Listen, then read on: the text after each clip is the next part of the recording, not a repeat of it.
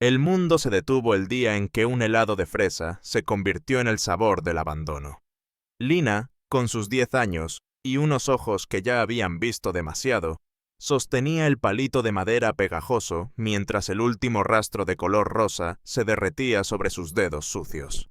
Su tía, la última pieza de lo que llamaba familia, le había sonreído, le había entregado aquel helado y un pequeño medallón de metal sin valor. «Quédate aquí, mi cielo. No tardo nada, vuelvo enseguida», le dijo con una voz que, ahora Lina lo entendía, ya sonaba a despedida. La terminal de autobuses era un monstruo ruidoso, un torbellino de gente que iba y venía, cada uno con un destino, mientras el de Lina se desvanecía con cada minuto que pasaba. El sol se ocultó, las luces de la terminal se encendieron y el frío del banco de metal se le metió en los huesos.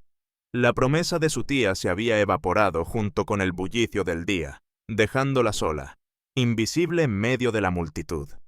Las horas se convirtieron en días y los días en una mancha borrosa de supervivencia. Lina aprendió el lenguaje de las calles, un idioma hecho de silencios, miradas y gestos. Aprendió a leer la bondad y el peligro en los rostros de los extraños, a hacerse pequeña, casi un fantasma urbano que se deslizaba por las aceras sin ser notada. El hambre era un dolor constante en su estómago, pero la herida más profunda era la del abandono, la certeza de que no le importaba a nadie en el mundo. Su único tesoro era aquel medallón barato, el frío metal que apretaba en su puño cada noche como si fuera el último ancla a una vida que ya no existía. Si tú también sentiste un nudo en la garganta con la historia de Lina y esperas que encuentre una luz en su camino, suscríbete ahora a nuestro canal y déjanos un comentario contándonos desde qué ciudad o país nos estás viendo. Queremos sentir tu apoyo en esta jornada.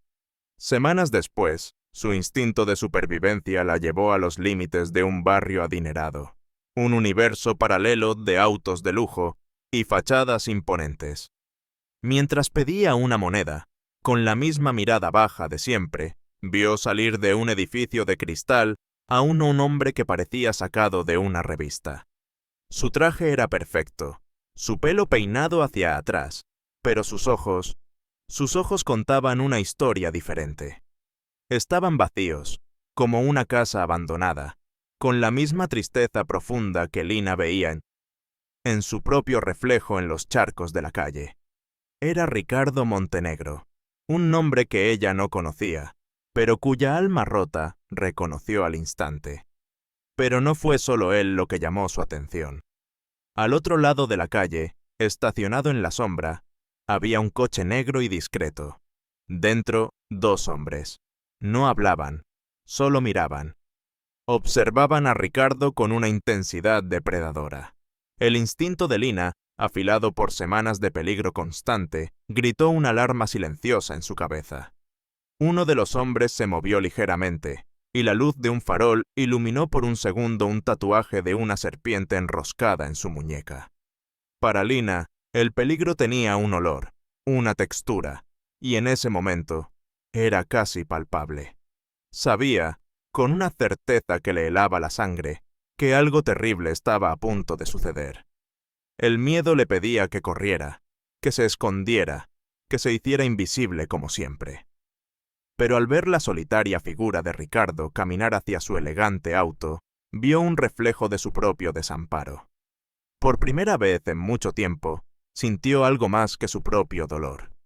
Sintió la necesidad de advertirle, sin pensarlo 2 veces, ignorando las miradas de desprecio de los transeúntes, corrió.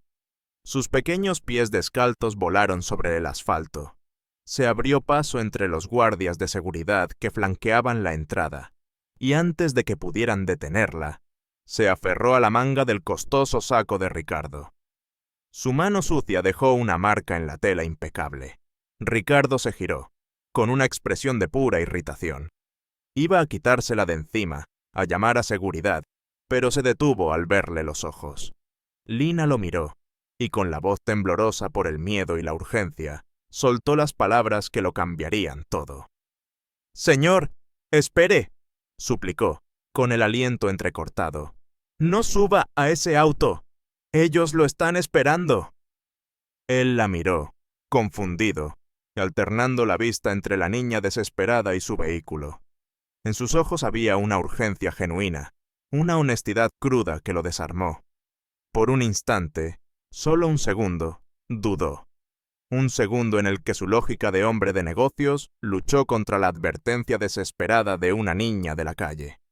Y en ese segundo de duda, en ese instante suspendido en el tiempo, la puerta del coche negro al otro lado de la calle se abrió. Los dos hombres descendieron, y sus movimientos ya no eran de vigilancia. Eran rápidos, decididos, y caminaban directamente hacia ellos. La advertencia de la niña fue un fósforo encendido en un cuarto lleno de pólvora. En el instante en que los agresores avanzaron, una figura se movió con una velocidad y una precisión que parecían inhumanas. Era Elena, la jefa de seguridad de Ricardo, una mujer cuyo rostro sereno ocultaba un instinto letal. Sin una palabra, su cuerpo se interpuso entre su jefe y la amenaza. Con una mano empujó a Ricardo y a Lina hacia el portal del edificio, mientras con la otra hacía unas señas a los otros guardias. Se escuchó el sonido sordo y brutal de un enfrentamiento breve, un ballet de violencia contenida que duró apenas segundos. Elena no esperó el resultado. Su única misión era la extracción. Abrió la portezuela trasera del sedán blindado y, sin delicadeza, metió dentro a un Ricardo todavía en shock y a la pequeña figura temblorosa de Lina. «¡Arranca!», ordenó al conductor, y el vehículo de lujo se lanzó al asfalto con un rugido, dejando atrás el caos. El silencio dentro del coche era un abismo. Afuera, las luces de la ciudad se convertían en líneas borrosas de neón, pero adentro, el mundo era de cuero pulido, madera de nogal y un silencio casi absoluto. El contraste era abrumador. Lina, una pequeña criatura del asfalto, se acurrucaba en el asiento, intentando no manchar la tapicería inmaculada con su ropa raída. Olía a perfume caro y a nuevo, un aroma tan ajeno a su realidad como la idea de dormir con el estómago lleno. No se atrevía a moverse, apenas a respirar. A su lado, Ricardo la observaba, no con la irritación de antes, sino con una fascinación teñida de perplejidad. Veía la suciedad en sus mejillas, la delgadez de sus brazos, pero también notaba la forma en que mantenía la espalda recta, la dignidad feroz en sus ojos asustados. Por primera vez en años, una emoción que no era su propia y amurallada pena lograba atravesar sus defensas. Algo en aquella chiquilla, en su vulnerabilidad y en su coraje, le había tocado una fibra olvidada. Llegaron a una mansión que parecía una fortaleza de mármol y cristal, tan grande e impersonal que resultaba más intimidante que acogedora. Las puertas de hierro se abrieron para ellos como las fauces de una bestia metálica. Una vez dentro, en el vestíbulo cavernoso donde cada paso resonaba en el eco, Ricardo se agachó a la altura de Lina. «Vas a estar bien aquí», dijo, su voz más suave de lo que ella jamás hubiera imaginado. «Te daremos un baño caliente, algo de comer y una habitación para que descanses». Elena, que permanecía de pie como una estatua de granito, finalmente rompió su silencio profesional. «Señor, con todo el respeto, esto es un riesgo incalculable. No sabemos absolutamente nada de ella. Podría ser el cebo, una pieza de su plan». Ricardo se levantó y la miró, y en su mirada no había duda, sino una determinación de acero que Elena rara vez veía. «Esa niña me ha salvado la vida. Ese es el único hecho que importa ahora mismo».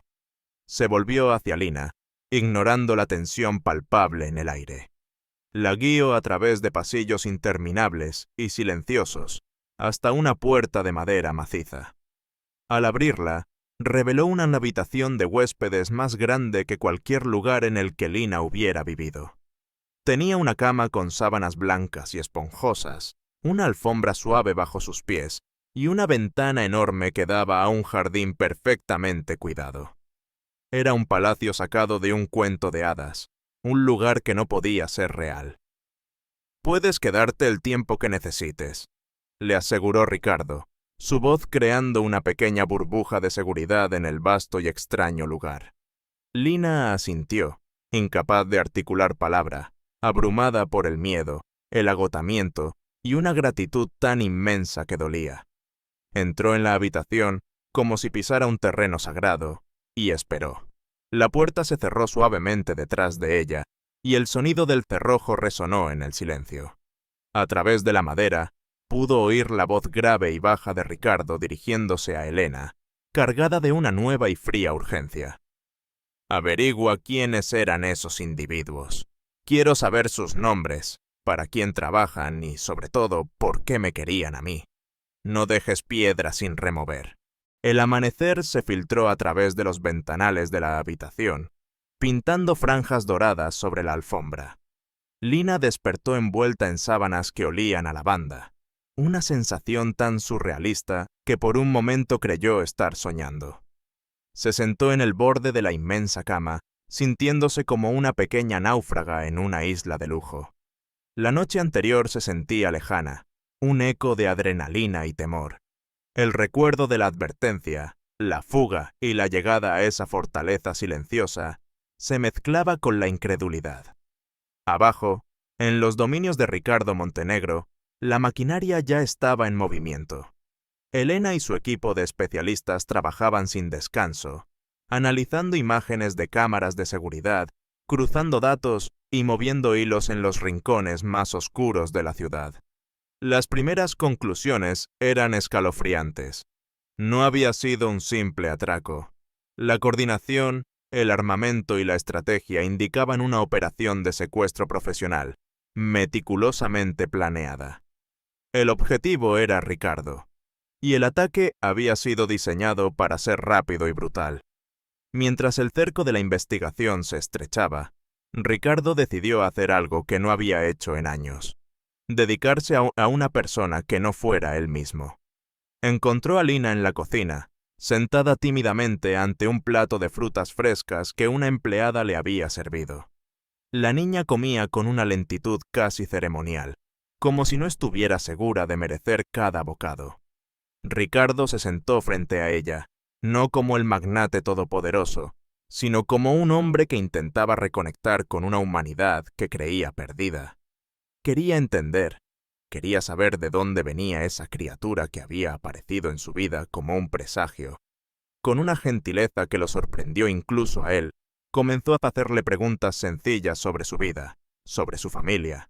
Lina, al principio, respondió con monosílabos, con la mirada fija en el plato. La desconfianza era una coraza forjada en el fuego de la calle. Pero la calma en la voz de Ricardo, la ausencia de juicio en sus ojos, comenzó a agrietar esa defensa. Con la voz entrecortada, le habló de la terminal de autobuses, de la promesa rota de su tía, del frío que se sentía al saberse completamente sola. Fue entonces cuando, buscando algo tangible para anclar su relato, metió la mano en el bolsillo de su pantalón raído y sacó su único tesoro. Lo puso sobre la mesa de mármol pulido. Era un medallón de metal opaco, pequeño y sin brillo, colgado de un cordón sucio. «Es lo único que me queda de ella», murmuró, casi para sí misma. Ricardo tomó el objeto con delicadeza. El contraste entre sus manos cuidadas y la pieza barata era evidente. Al girarlo, notó que no era una simple baratija. En su reverso, toscamente grabado, había un símbolo. No era una letra ni un dibujo reconocible. Parecía más bien un escudo de armas. Un blasón simplificado con una especie de ave estilizada sobre una doble línea ondulada. El diseño le resultaba vagamente familiar, como el eco de una conversación lejana o la imagen de un documento olvidado. Una alarma se encendió en un rincón de su memoria, una señal de advertencia que no podía ignorar. La conexión entre el ataque y la aparición de la niña de repente se sintió menos como una coincidencia, y más como el nudo de una conspiración. Llamó a Elena a la cocina. La mujer llegó con su inseparable tableta en mano, su expresión tan impasible como siempre. Ricardo le mostró el medallón. Quiero que investigues este símbolo. Usa todos nuestros recursos. Archivos corporativos, registros heráldicos, todo. Parece insignificante, pero tengo el presentimiento de que es una pieza clave. Elena examinó el grabado con ojo crítico, escéptica pero obediente. Asintió y se retiró, dejando a Ricardo y Lina de nuevo en un silencio cargado de nuevas preguntas. Horas más tarde, cuando el sol de la tarde comenzaba a teñir el cielo de naranja, Elena regresó. Su rostro, por primera vez, había perdido su máscara de control. Llevaba una expresión de asombro y preocupación. No dijo nada, simplemente colocó su tableta sobre la mesa frente a Ricardo. En la pantalla, dos imágenes estaban una al lado de la otra. A la izquierda, una fotografía en alta resolución del grabado del medallón. A la derecha, el logotipo de una corporación. Era el mismo blasón, idéntico en cada detalle. «Lo encontré», dijo Elena. Su voz era un susurro grave. «El símbolo pertenece a Empresas Valdemar». El nombre cayó en la habitación como una losa de plomo. Valdemar. No era solo un competidor, era un fantasma del pasado de Ricardo. Un antiguo socio convertido en su más acérrimo enemigo tras una amarga y desastrosa disputa empresarial que casi los destruye a ambos. Un hombre que Ricardo sabía que era capaz de cualquier cosa. La conexión estaba hecha. El ataque, la niña, el medallón, todo apuntaba en una única y aterradora dirección.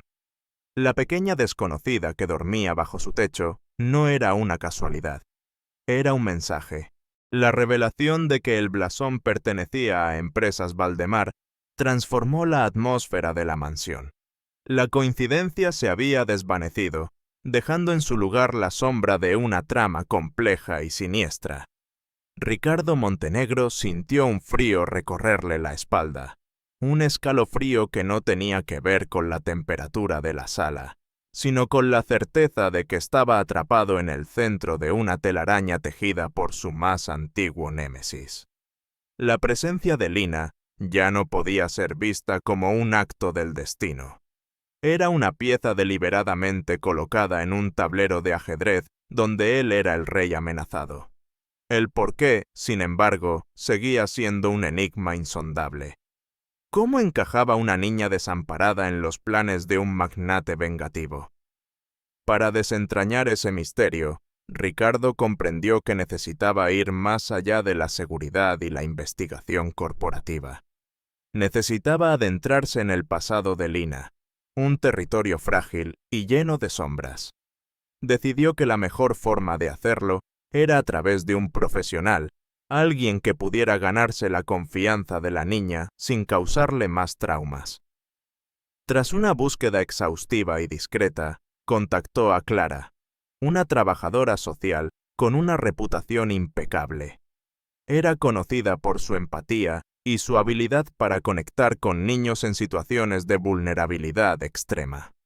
Cuando Clara llegó a la mansión, su apariencia transmitía exactamente lo que Ricardo buscaba. Era una mujer de sonrisa cálida, voz suave y una mirada que irradiaba paciencia y compasión. Su sola presencia parecía calmar el aire tenso de la casa. Lina, que había pasado los últimos días en un estado de alerta silenciosa, observó a la recién llegada con su habitual cautela. Pero Clara era una experta en derribar murallas. No la presionó con preguntas directas. En cambio, se sentó con ella en el jardín, le habló de flores y nubes, y compartió historias sencillas que poco a poco hicieron que la pequeña bajara la guardia. Con una delicadeza magistral, Clara comenzó a ganar terreno en el corazón herido de Lina. La niña, hambrienta de afecto y atención genuina, empezó a abrirse. Le contó fragmentos de su vida, los recuerdos confusos de antes de la terminal, la sensación de estar siempre en movimiento y la figura borrosa de su tía. Clara escuchaba atentamente, asintiendo, ofreciendo palabras de consuelo y validando cada uno de sus sentimientos. Parecía el ángel guardián que Lina nunca había tenido. Sin embargo, Elena no compartía esa visión idílica. Desde una distancia prudente, la jefa de seguridad observaba cada interacción con un escepticismo inquebrantable. Su instinto, entrenado para detectar anomalías, le gritaba que algo no encajaba. Las sesiones entre Clara y Lina parecían perfectas, quizás demasiado perfectas. Las preguntas de la trabajadora social, aunque envueltas en un tono amable, eran increíblemente específicas. No eran las típicas indagaciones para entender el estado emocional de un niño. Eran interrogatorios sutiles. Preguntaba por nombres de calles olvidadas, descripciones de edificios, detalles sobre personas que Lina apenas recordaba. Era como si estuviera buscando piezas concretas para armar un rompecabezas que solo ella conocía. Elena notó cómo la conversación siempre giraba, de forma casi imperceptible, hacia la posibilidad de encontrar a la tía, sembrando una semilla de esperanza que a la jefa de seguridad le pareció peligrosa y artificial. La desconfianza de Elena se cristalizó en una tarde soleada. Clara irrumpió en el estudio de Ricardo con una expresión de triunfo y emoción contenida. «Lo he conseguido», anunció con la voz vibrante. «Tengo noticias maravillosas». Lina, que la había seguido de cerca, la miraba con los ojos brillantes de expectación. Clara explicó que, utilizando los pocos detalles que Lina le había proporcionado y algunos contactos suyos en servicios sociales, había localizado un registro. «Encontré a tu tía, Lina. Bueno, una pista muy sólida. Parece que se ha establecido en un pequeño pueblo, a un par de horas de aquí. He verificado la dirección». Es ella. La alegría de Lina fue explosiva. Un sol que iluminaba su rostro por primera vez desde que había llegado. Saltó a los brazos de Clara, abrazándola con una fuerza desesperada. Ricardo sintió una punzada de alivio, pero fue momentánea. La duda, sembrada por la constante vigilancia de Elena, se instaló en su mente. ¿Era realmente posible?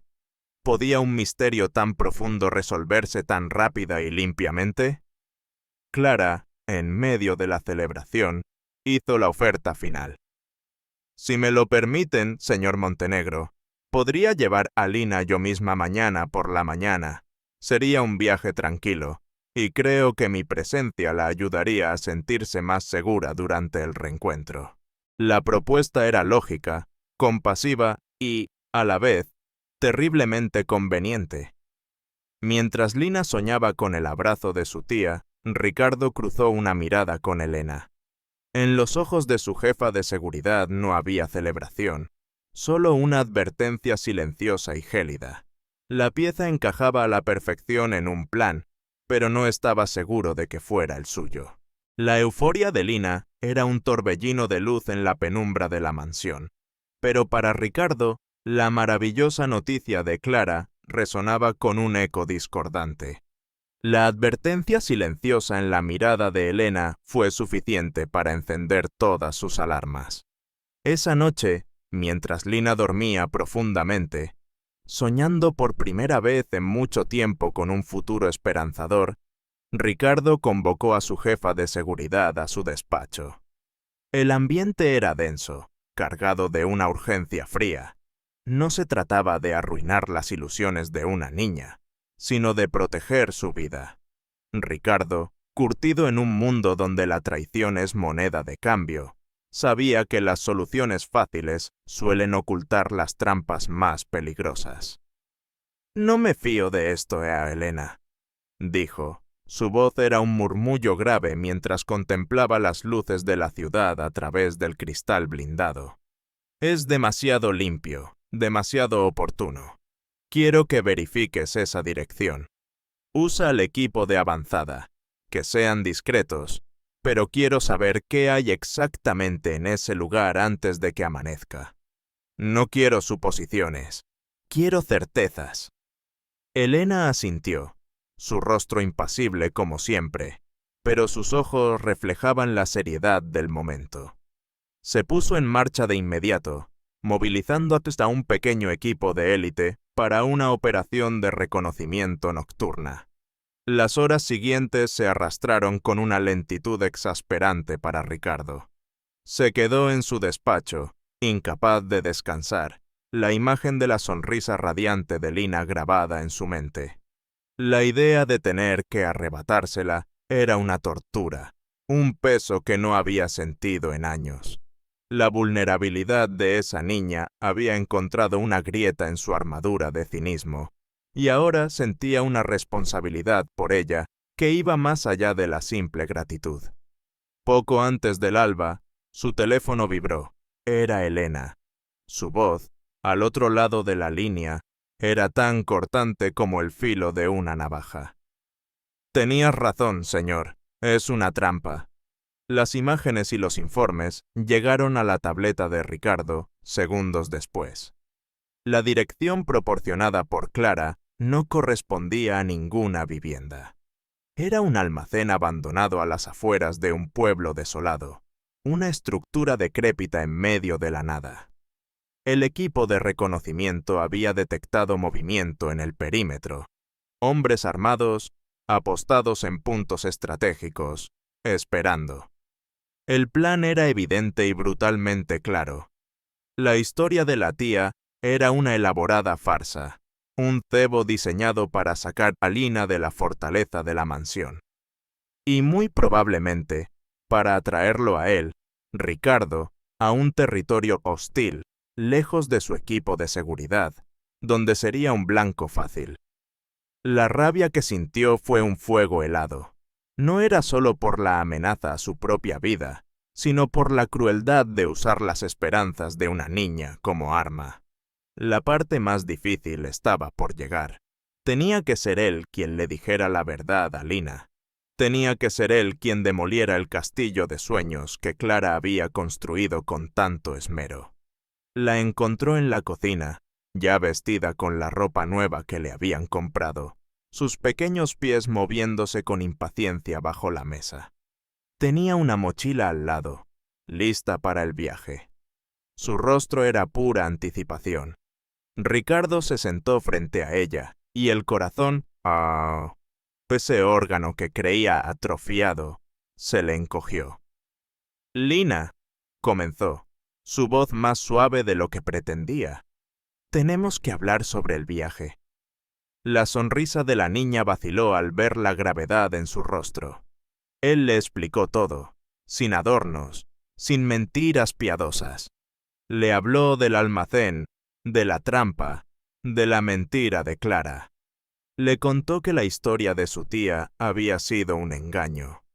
Con cada palabra, veía cómo la luz en los ojos de Lina se extinguía, reemplazada por una sombra de dolor y desilusión que ya conocía demasiado bien.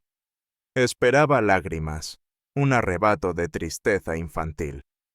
Pero Lina no lloró. Se quedó en un silencio absoluto, asimilando el golpe con una madurez forjada en el abandono. Su pequeña espalda se enderezó, y sus manos se apretaron en puños sobre su regazo. La fragilidad había desaparecido, reemplazada por una dureza que no correspondía a sus años. Después de lo que pareció una eternidad, levantó la vista. Su mirada ya no era la de una víctima, sino la de una superviviente que acababa de analizar el campo de batalla. Con una voz fría y clara, una voz que helaría la sangre de cualquiera que no supiera por lo que había pasado, hizo una pregunta que lo cambió todo. Ellos querían hacerte daño, usándome a mí, ¿verdad? No era una pregunta, era una afirmación. Luego, sus ojos se clavaron en los de él, exigiéndole una respuesta. ¿Qué vas a hacer ahora? Ricardo la miró, asombrado por la resiliencia de esa pequeña alma. Vio en ella no solo a la niña que había salvado, sino a una aliada inesperada. Se inclinó hacia adelante, su propia determinación reflejando la de ella. Cometieron un error, respondió, su voz cargada con el peso de una promesa. No se metieron solo conmigo, se metieron con nosotros. El pacto silencioso entre Ricardo y Lina transformó la estrategia de defensiva a ofensiva. La mansión dejó de ser un simple refugio para convertirse en el centro de operaciones de una contraofensiva meticulosamente orquestada. La primera pieza en caer debía ser Clara. La trabajadora social, ajena al descubrimiento de su engaño, llegó a la mañana siguiente con una sonrisa radiante, lista para llevar a Lina a su supuesto reencuentro. Su actuación era impecable, su actitud rebosaba una falsa solicitud que ahora resultaba nauseabunda para Ricardo. La condujeron al despacho, un espacio que normalmente se usaba para cerrar tratos multimillonarios y que ahora serviría como sala de interrogatorios. Lina estaba allí, sentada en un gran sillón de cuero, no como una niña asustada, sino como una testigo silenciosa. Su presencia era parte del plan, un recordatorio constante de la traición. Clara entró. Su sonrisa flaqueó ligeramente al ver la atmósfera glacial de la habitación. Elena cerró la puerta a sus espaldas y el sonido del cerrojo fue como el cierre de una celda. «Buenos días, Clara», comenzó Ricardo. Su voz era seda y acero. Antes de su viaje, queríamos aclarar algunos detalles sobre la dirección que encontró. Sobre la mesa de caoba, Elena deslizó una tableta. En la pantalla no había un mapa hacia un hogar feliz, sino imágenes de alta definición del almacén abandonado, fotografías de los hombres armados captadas por drones de vigilancia durante la noche. El rostro de Clara se descompuso. El color huyó de sus mejillas, y su máscara de compasión se hizo añicos, revelando el pánico que había debajo. Intentó balbucear una excusa, una negación, pero las pruebas eran irrefutables. «No queríamos dinero», presionó Elena, su voz fría y metódica. «Esto era una operación de extracción. Querían a la niña. Y lo querían a usted, señor Montenegro, vulnerable y expuesto. Hable, Clara. Su cooperación podría ser la única diferencia entre una sentencia por conspiración de secuestro y algo mucho, mucho peor». Acorralada, la mujer se derrumbó. Las lágrimas que brotaron de sus ojos esta vez eran genuinas, lágrimas de miedo y desesperación. Entre sollozos, confesó todo. No era una villana, o al menos no había empezado como tal. Valdemar la había encontrado, había investigado su vida hasta descubrir una debilidad, una deuda abrumadora de un familiar cercano. Usó esa información para chantajearla, para forzarla a infiltrarse en la vida de Ricardo. Su misión era doble: ganarse la confianza de la niña y orquestar un escenario que permitiera su captura. «Él me obligó», sollozaba. «Me dijo que si no lo hacía, destruiría a mi familia. No tuve opción». Pero mientras hablaba, Ricardo sintió que aún faltaba una pieza crucial del rompecabezas. La obsesión de Valdemar por una niña de la calle anónima no tenía sentido, ni siquiera como cebo. El riesgo y la complejidad de la operación parecían desproporcionados. «¿Por qué ella?», preguntó Ricardo, inclinándose sobre la mesa, su mirada penetrante. «Hay miles de niños en la calle. ¿Por qué esta obsesión con Lina? ¿Qué tiene ella de especial para Valdemar?». Clara levantó la vista, su rostro bañado en lágrimas y terror. Dudó, como si estuviera a punto de cruzar un umbral del que no podría regresar. Miró a Lina, que la observaba con una intensidad que la desarmó por completo. La niña no mostraba odio, solo una profunda y silenciosa pregunta. Ese silencio pareció romper la última barrera de Clara. «No se trata solo de usarla como cebo», susurró, su voz apenas audible. Él la quiere a ella. La ha estado buscando durante años». Ricardo y Elena intercambiaron una mirada de confusión. ¿Buscándola? ¿Cómo podía Valdemar estar buscando a una niña que, hasta hacía unas semanas, era invisible para el mundo? «No entiendo», dijo Ricardo, su paciencia agotándose. Fue entonces cuando Clara, con un último aliento de rendición, soltó la revelación que hizo que el suelo se moviera bajo los pies de todos. La verdad era tan monstruosa, tan increíble, que por un instante pareció producto de la locura. «Valdemar no es solo su rival en los negocios. Él cree que usted, señor Montenegro, que usted le robó a su hija hace casi una década. Él está convencido de que ella no murió. Y él cree que esta niña». Su mirada se desvió hacia la pequeña figura en el sillón. «Es la hija que perdió. La confesión de Clara detonó en el despacho como una bomba silenciosa, dejando un eco de incredulidad y estupor. La idea era tan descabellada, tan sacada de una novela de ficción, que la mente de Ricardo luchaba por procesarla. Él, un ladrón de niños, era una acusación monstruosa, una fantasía retorcida. Sin embargo, en el fondo de esa locura, la obsesión de Valdemar comenzaba a adquirir una lógica terrible y coherente. La hostilidad de su rival, que siempre había atribuido a la amarga disputa empresarial, de repente parecía tener raíces mucho más profundas y personales. La declaración de Clara no era solo una excusa, era la llave que abría una puerta a un pasado que Ricardo había sellado bajo capas de dolor y olvido. Un recuerdo específico, una cicatriz en su memoria, emergió con una claridad brutal. El incendio. Casi 10 años atrás, un ala del hospital más prestigioso de la ciudad había sido consumida por las llamas. Fue una noche de caos, sirenas y el olor acre del humo. Su esposa, que se recuperaba de un parto complicado, y su recién nacida estaban en esa ala. El destino había sido extrañamente selectivo. Ellas lograron ser evacuadas a tiempo, pero la tragedia golpeó a otros. La esposa de Valdemar, que también había dado a luz, fue una de las víctimas mortales. Su hija, una bebé de pocos días, fue declarada desaparecida entre los escombros y el pánico, y finalmente se la dio por muerta. Ricardo recordó la confusión de aquella noche, los pasillos llenos de gente corriendo, el personal médico desbordado, el pánico generalizado. En medio de ese pandemonium, ¿era posible que ocurriera un error? Una confusión de identidades, una troca de cunas en la desesperada carrera por salvar vidas. El dolor personal de Ricardo había eclipsado cualquier otra consideración en aquel entonces. Su propia hija, la pequeña que había sostenido en sus brazos, había fallecido días después del incendio a causa de complicaciones respiratorias. Esa pérdida lo había devastado, erigiendo los muros emocionales que lo habían convertido en el hombre solitario y frío que era hoy. Nunca se había detenido a pensar en los detalles, en las otras víctimas, en la hija perdida de Valdemar. Su propio sufrimiento había sido un universo cerrado. Pero ahora, la acusación de su enemigo lo obligaba a mirar atrás, a cuestionar la narrativa de su propia tragedia. «Elena», dijo, su voz era un hilo tenso. «Quiero todo lo que puedas encontrar sobre ese incendio.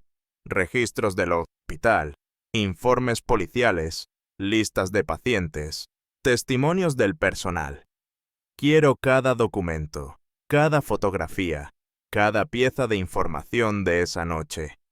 Desentierra el pasado». Mientras Elena se ponía en marcha, movilizando a un equipo de investigadores para sumergirse en archivos polvorientos y bases de datos olvidadas, Ricardo se encontró observando a Lina de una manera completamente nueva. La niña había permanecido en silencio durante toda la confesión de Clara, su rostro una máscara impenetrable. ¿Qué pasaba por su mente? Podía haber en ella, en sus gestos, en sus rasgos, alguna verdad oculta. La miró detenidamente, buscando algo, cualquier cosa.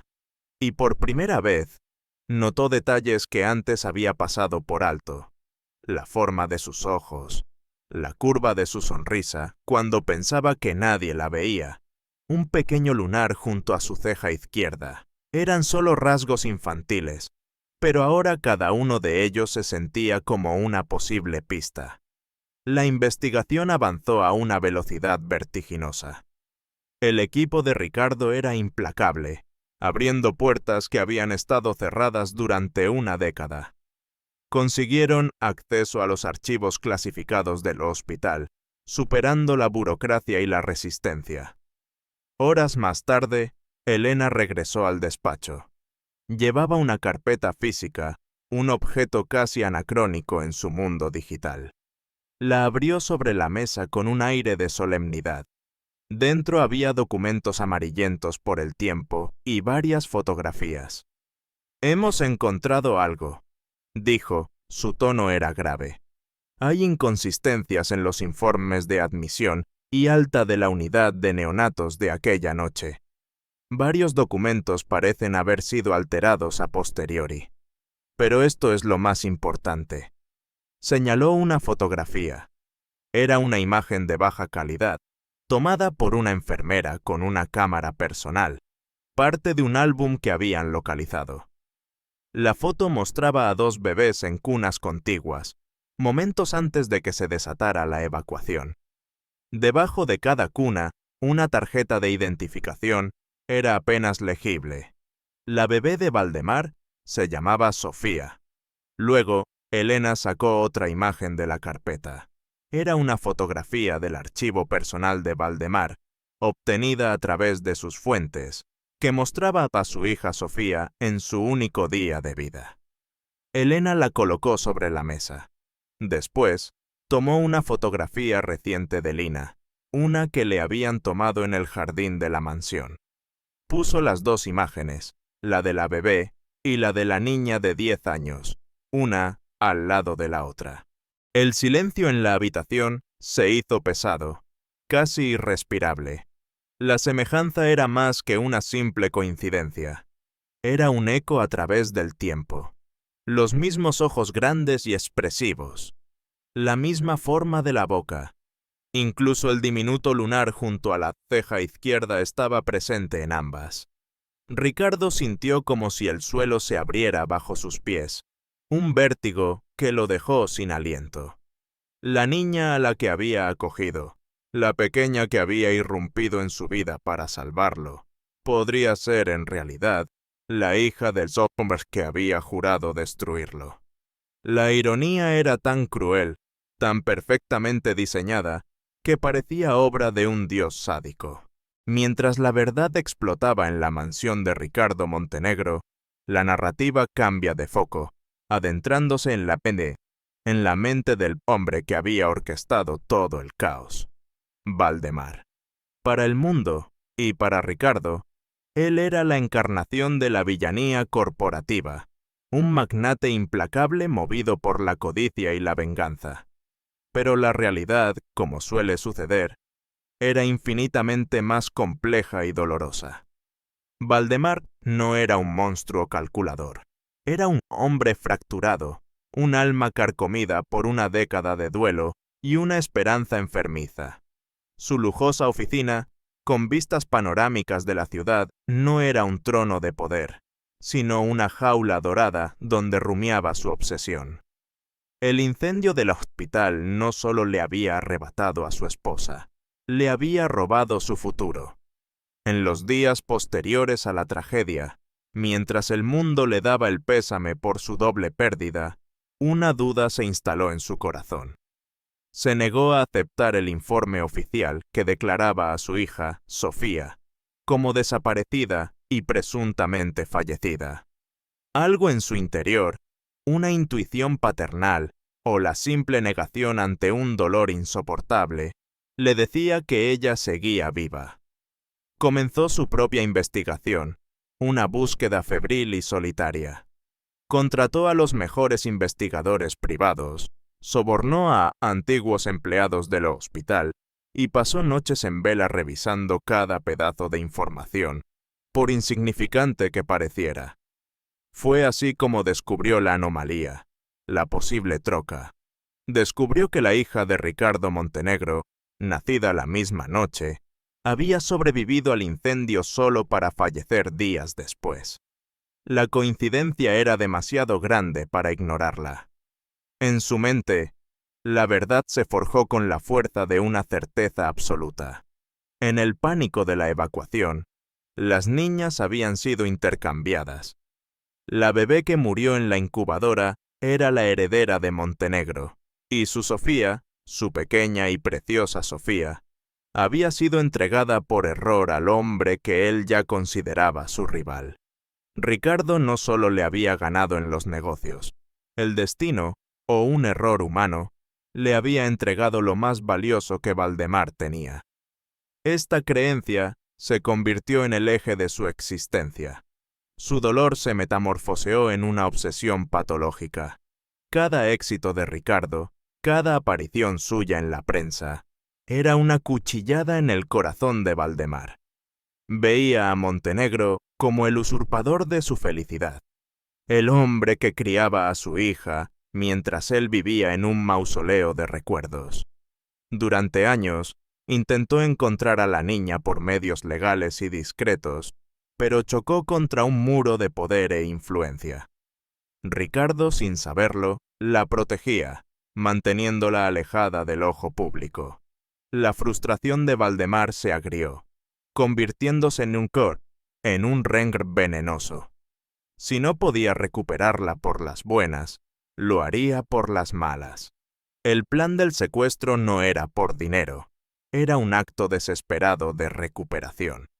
La aparición fortuita de Lina en las calles, identificada por uno de sus informantes gracias a una fotografía envejecida y al distintivo lunar, fue la señal que había estado esperando. El abandono en la terminal, la contratación de la tía, todo fue un teatro cruel diseñado para que la niña terminara, de una forma u otra, cerca de Ricardo. La advertencia de Lina y el fracaso del secuestro inicial solo intensificaron su determinación.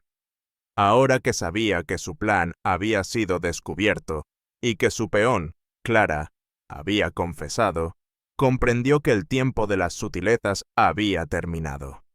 Tenía que hacer una jugada final y arriesgada.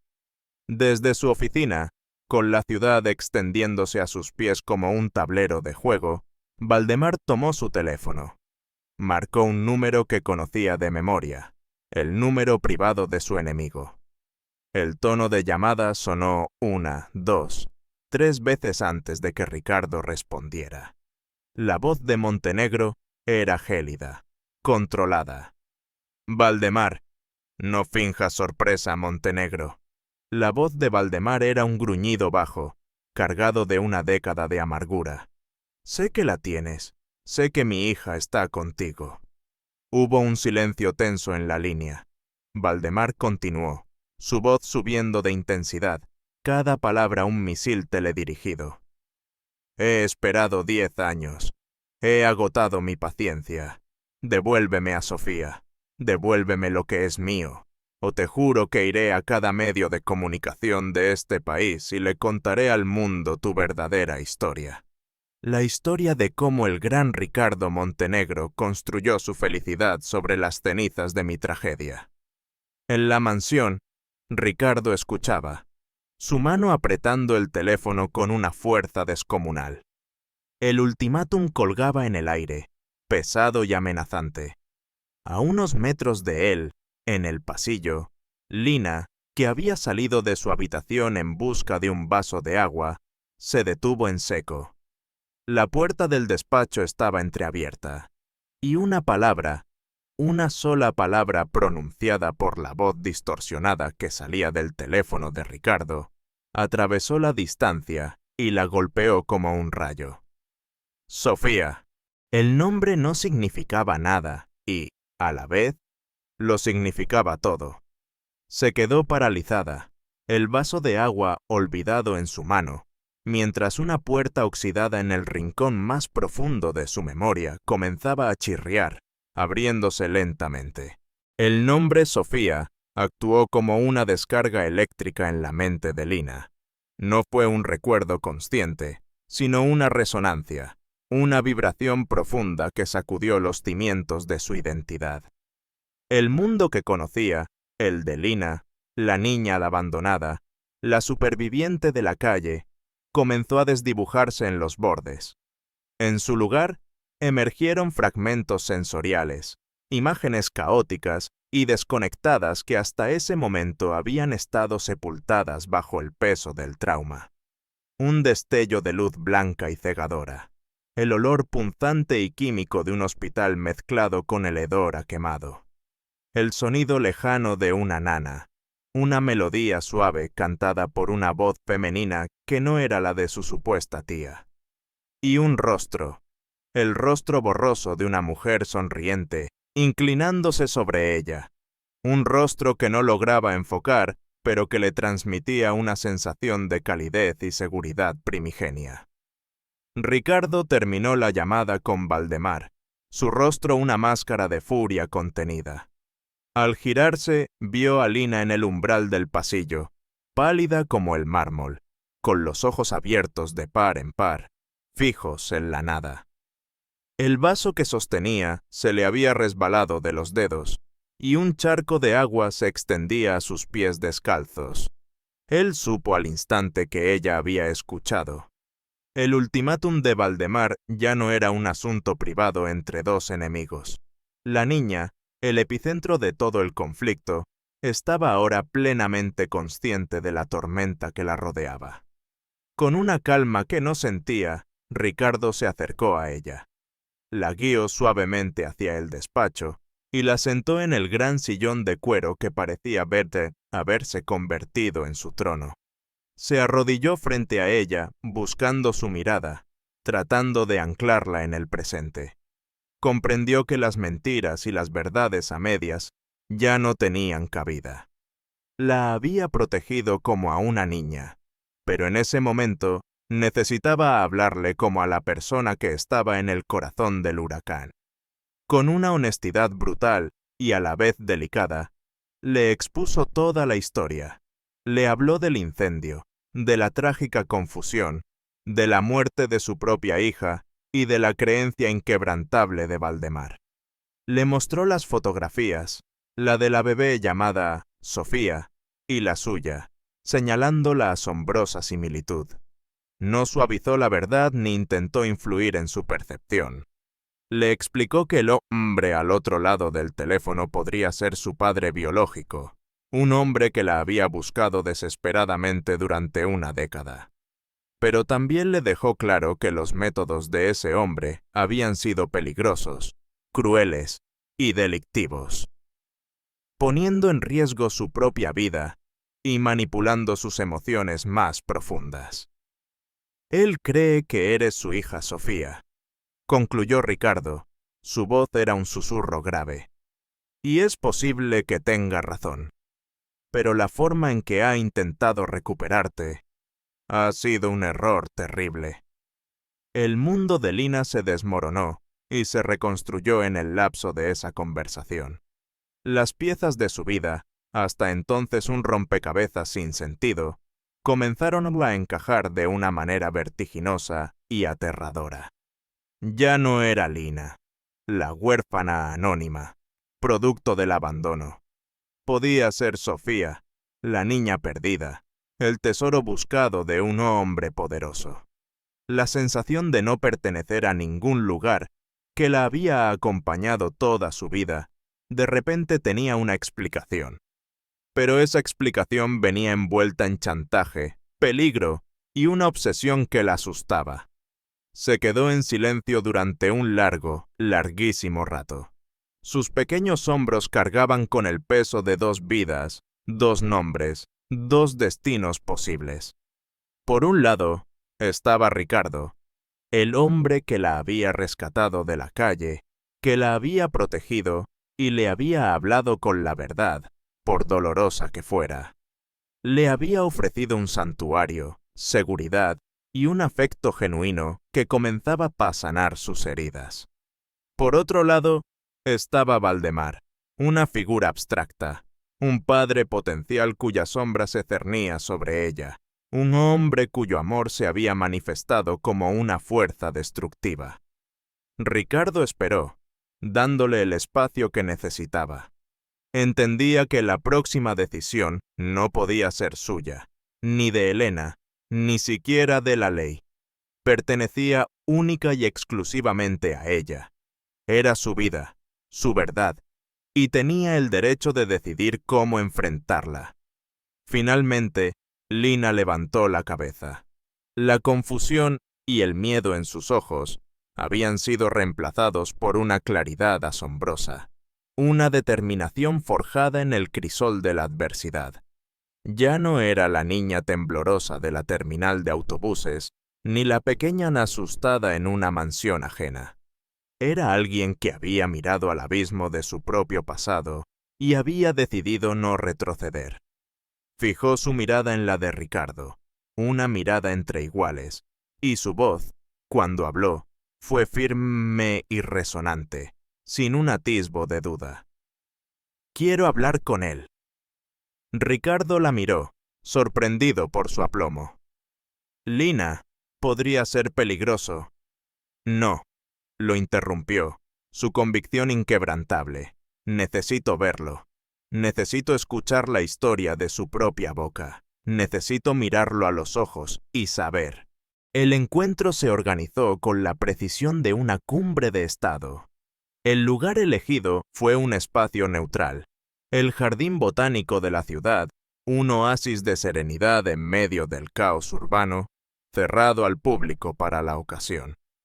Elena había desplegado un discreto pero impenetrable anillo de seguridad, con agentes encubiertos haciéndose pasar por jardineros y personal de mantenimiento.